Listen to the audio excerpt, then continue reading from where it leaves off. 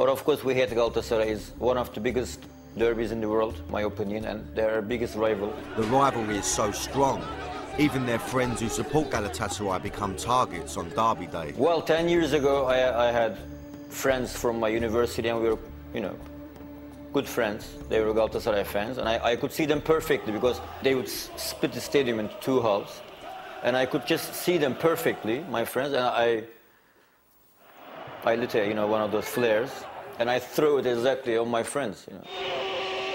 I could have burnt them, they could have lost an eye. I didn't think about it at the time. So during those times, there's no oxygen, you know, going into your brain. This is the violence that happens between friends, but some of the past battles between these rivals have been like all-out war. From night to morning, you can fight with Galatasaray fan, also police. It was Non-stop action. And many people injured, maybe died. Their biggest battles have been with Galatasaray, but they often fight against the police. This season, two big fights in our area. The police used the gas and the jaw. Pepper spray.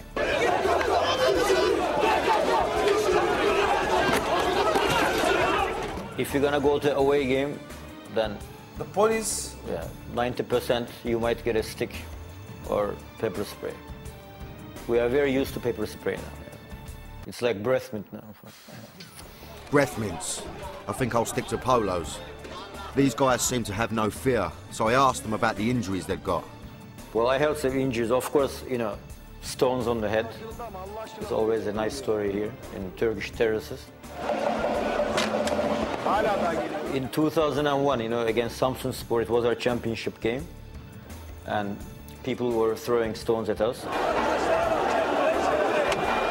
One of them pulled up the sink, you know, the big china, and it broke on my head, and I had to have stitches. But so many people were injured from both sides. When it was my turn to get stitches, the guy at the ambulance said, you know, we're sorry, sir, there's no more stitches, no more needles left to stitch you up. So I had to watch the game like that, you know, with my head half open. We watched the game, we became the champions, and I came back to Istanbul like that. I had stitches, and then I went back celebrating.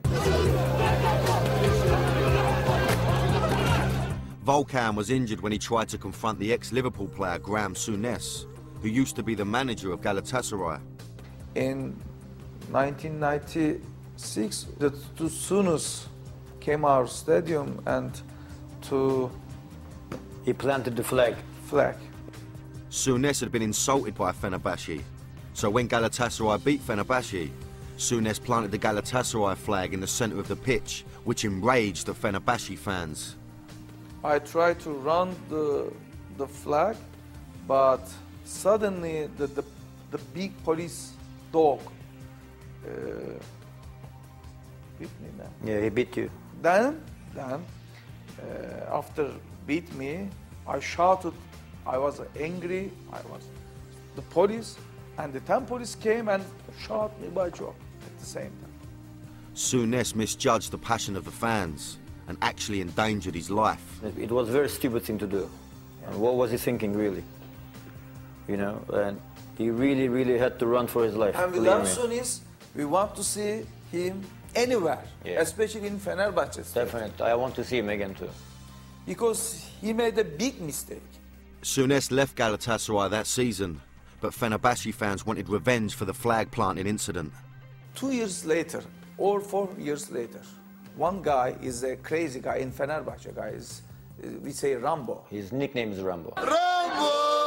Rambo! Rambo! Rambo! He's crazy. Definitely crazy. He's a report from the doctor. Yeah.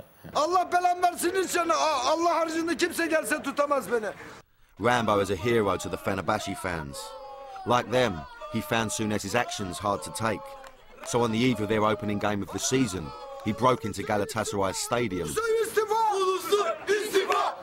He hid in the advertising hoardings armed with a Fenerbahce flag and a large kebab knife. And the moment it was kick-off time, he cuts it open with his knife. He runs towards the stadium. And it was the opening game of Galatasaray, so it was 25,000 fans. He scares off the Galatasaray players with a knife. He plants the flag, and he didn't let anybody come near the flag because he had a knife. Rambo shows how the Turkish passion for football can be all-consuming. Ona göre sesleniyorum yani tüm Fenerbahçe düşmanı olan kişiler sesleniyorum. Akıllarına başlarına devşirsinler. Akıllı olsunlar, mermi manyağı yaparım, başka da bir şey yapmam yani. Alamursa Kral Fenerbahçe. You don't want to mix some of the most passionate fans in world football with knives. It's not a good idea. Well, knife culture is in the Turkish culture. It doesn't have to be in football. Two guys can fight over anything, and sometimes, you know, knives start talking. The Fener boys open the eyes to the deadly mix of knives and revenge.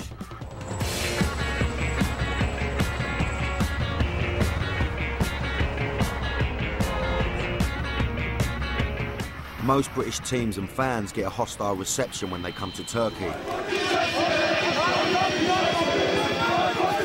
There's been a bit of history between us. The troubles go back to 1993 when Man United played Galatasaray. Over 170 English fans were arrested and deported before the game even started. Trouble flared on the pitch after Cantona lashed out at a Turkish player.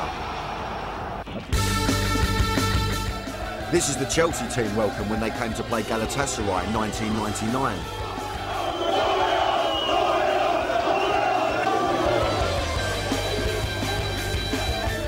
But the worst event was in April 2000, when Leeds and Galatasaray fans clashed here in Istanbul.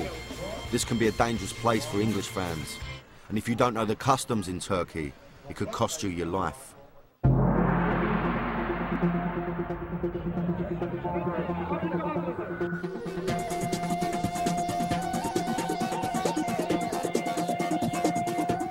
I'm going to the area of the bloody clash between Brits and Galatasaray. I'm in the heart of Galatasaray territory, and I'm heading for Taksim Square. This square represents two faces of Turkish football. First, the growing reputation of Turkish football standards, but also the increasing violent reputation of the fans. So it was here that when Turkey reached the 2002 World Cup semi-finals, everyone came to celebrate, watch the match on big screens.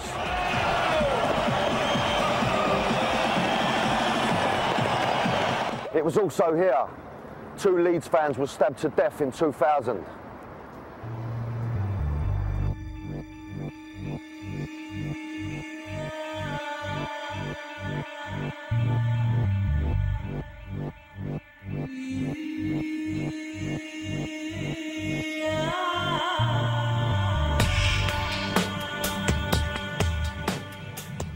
I'm in the area where the two Leeds fans were killed on the day before their team were due to play a UEFA Cup semi-final match against Galatasaray. Christopher Loftus and Kevin Spate met their deaths here outside McDonald's. The two men were innocent fans, not hooligans. They just had the terrible misfortune to be in the wrong place at the wrong time. There'd been scuffles earlier in the day.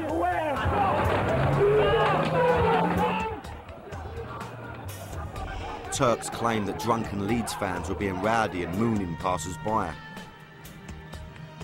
But the worst trouble flared here. Leeds fans leaving this pub were attacked with iron bars, hatchets and knives. Christopher and Kevin got caught up in this carnage.